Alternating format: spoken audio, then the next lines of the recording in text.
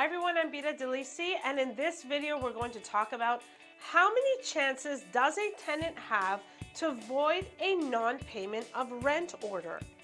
Well, first and foremost, in order to serve notice and file with the Landlord and Tenant Board, by the time it takes to get to the Landlord and Tenant Board, you're looking at about a 7 to 8 month delay, which means a tenant already has that amount of time in order to pay and void the N4 notice.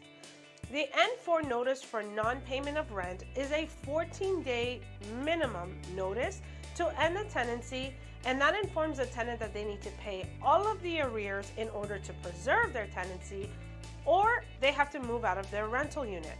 It is the only notice that can only be voided by the tenant paying all of the arrears, not partial, in full. Now, the tenant has only 4 chances to void a non-payment of rent notice.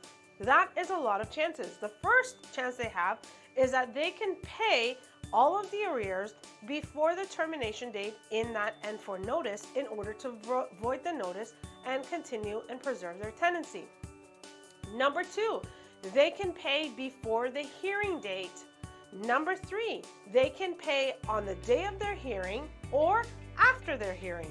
And number 4, they can pay all of the arrears in full before the sheriff arrives to evict them. Now again, I had mentioned that it takes about 7 to 8 months to get to the Landlord and Tenant Board. It'll then take the board 30 to 60 days to issue an order. Sometimes it takes less and sometimes it takes a little longer.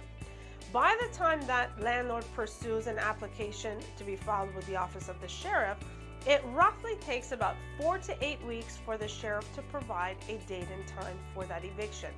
So from A to Z, the tenant already has about a minimum of about 10 months in order to pay all of the arrears and void and preserve their tenancy. We hope you found this video informative. If you have any questions, call us first.